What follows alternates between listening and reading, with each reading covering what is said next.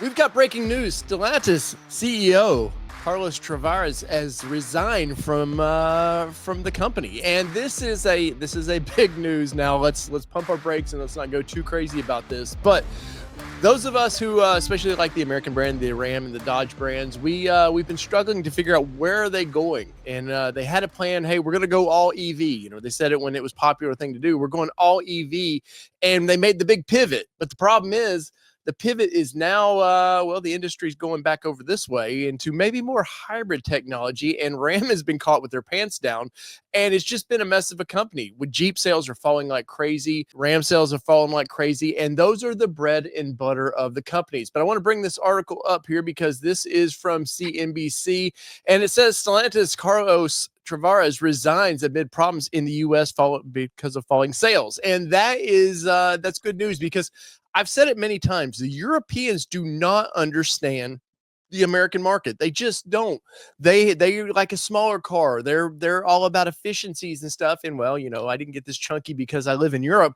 I'm an American, and we want bigger sized cars, more power. And when your brand is known for Hemis, excuse me, we're going to go to just EVs, boring EVs. Now, I do think I've seen the new Challengers, and I like those cars, and I do have the way they're going to do shifting and stuff.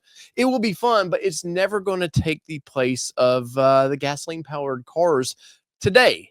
Maybe in 20, 25 years or so, that might happen. But we'll get into this headline, and it is from CNBC there, and I will put a link in the description below. But it says, Stellantis CEO Carlos Tavares has resigned from the automaker, which cited different views between him and the board of directors. You think? We like being profitable, and we bought when all this, you know, I make fun, but I called it a super turd company of one time because they've all been sort of not really productive companies except for Ram Jeep. Those were the companies that made all the money. And well, when you start trying to force those companies to do like you do here in Europe, it's not going to work because Ram was picking up speed as far as the full-size truck segments. They were almost number 2. They were knocking on GM's door for that number 2 spot. And I have a Ram in my driveway. I have a Rebel, and I love it. It's got the Hemi in it, and it's a fine truck. Now, will the Hurricane work in that platform? 100% it'll work in that platform. And there is a way to make that engine work perfectly in the trucks. But guess what? You're known for horsepower, the Hemi. You're known for getting just kick-ass horsepower out of that thing. And when all else fails, guess what they always did? Jeep, oh crap, there's going to be a Bronco Raptor, 392. Let's just throw a big Hemi in there. Oh, there's not enough horsepower in the Challenger or Charger. Guess what? Just crank a Hemi with a supercharger in there. Let's just elephant these bastards.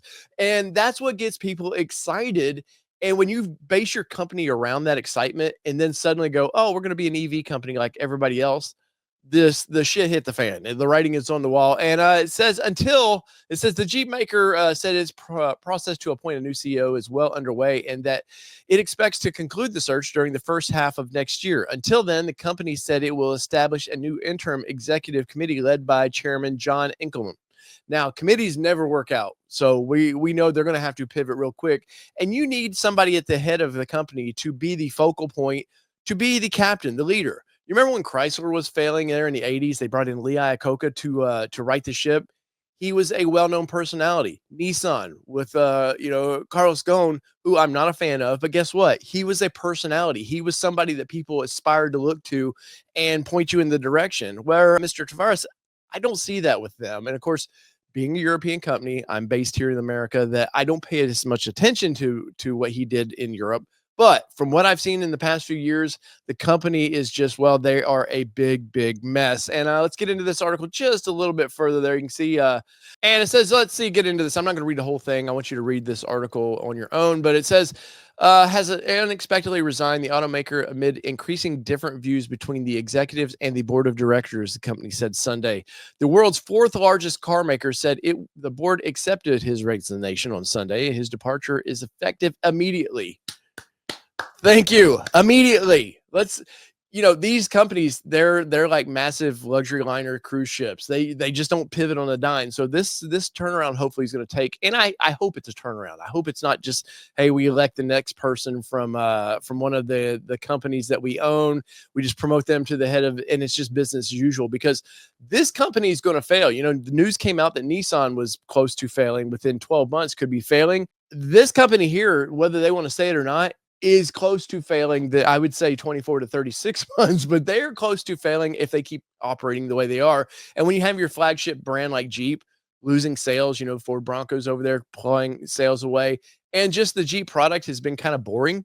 And they've cut out the auto shows. They quit doing that last year, and they're finally slowly bringing those back. People want to see the product. They want to experience the product. And when you set the bar so high with like their camp Jeeps and stuff that they do with the auto shows, and you suddenly are not there. Last year at the Chicago Auto Show, there was a huge hole that Jeep and brands like the Ram and Dodge and all of them took in the corner of the show that wasn't there. And it was very sad. And all my press friends were very upset that the company pulled out, though I understand, hey, we got to make changes. If we're losing money, we got to cut back on stuff.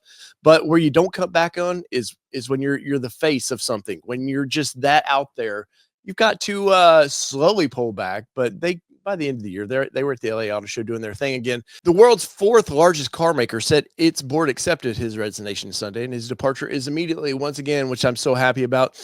Jeep maker Stellantis said Stellantis' success in its creation has rooted in a perfect alignment between reference shareholders, the board, and CEO. However, in recent weeks, the different views have emerged, which has resulted in the board and CEO coming to today's decisions. Now, what I need from you guys, though, is I'm curious, where do you think about this? I'm not shocked by this news, but I'm also, at the end of the day, I'm not like, oh no, this saves the company. But in the comments below, let me know what you think about this.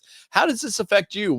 Have you been looking at some Dodge products, some Ram products, and going, hey, what's going on? I want where's the new designs? Where's the fun? The Ram Rev's taken forever to get to market.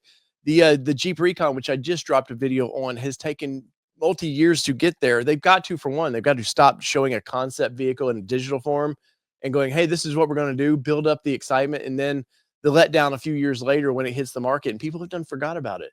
All I have to do is look at GM when they were releasing the Camaro back in what was that, 7, 8, 9, somewhere in there, and they was in every advertisement. It was in Transformers movies after Transformers movies, and it took like 3 years to actually get to market. This is where companies like Stellantis they need to stay ahead of the curve. They need to get their product out there. They need somebody here in America to showcase the pickup trucks. I said it years ago, and I'll say it again about Nissan. Part of the Nissan Titan's failure was the fact that they had a foreign person, which nothing wrong with that, but somebody who doesn't speak the lingo here in America tried to make the debuts of their pickup trucks. They need a Fred Diaz back at Ram. They need somebody, the face of it, the American good old boy, the face of the full-size pickup truck, because that's where all the money's at. They need them out there and waving the Ram flag and saying, hell yes, brother, let's go sell some high horsepower pickup trucks. So whether it be two-wheel drive, four-wheel drive, or these badass Rams, because I've got one in my driveway right now that I just love, I would own this truck in a heartbeat. It's been your All Terrain Nation. I'm your host, David Boyd, and we're out. Peace, everybody. Love y'all.